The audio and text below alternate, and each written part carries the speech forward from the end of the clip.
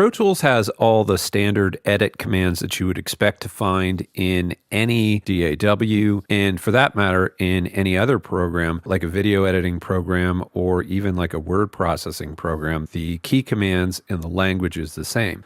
Let's say I have this area here highlighted and I wanted to cut it. I could go up to my edit pull-down menu up at the top. I could scroll down to cut. Over on the right side here, I could see that the key command is Command X on a Mac or Control X on a PC.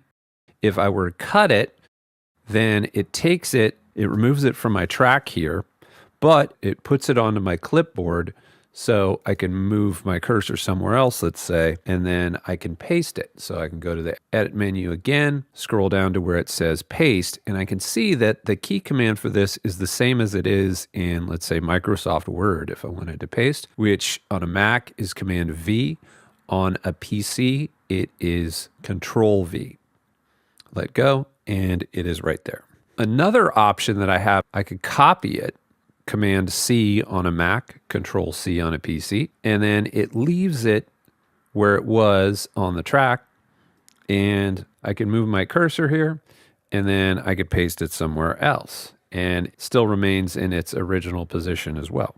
There's a third command, which is clear, which is Command B, as in boy, on a Mac, or Control B on a PC. If I were to clear it, then and I tried to paste, you could see that it did not put this little clip into my clipboard, instead pasted what was in there before from the previous action when I had copied it. So I could also separate a clip, that is Command E on a Mac, Control E on a PC, or just to be confusing, I can hit B, as in boy, and then it will blade the sides. That's how some of my students remember that. But if you want to do the command key, it is Command E, as in Edward. Last cool thing you could do is if you have something and you wanted to duplicate it, you could go to Edit and you could duplicate. If you hit Command D, as in dog, or Control D on a PC, then it will take it and it will make another copy of it and put it right after.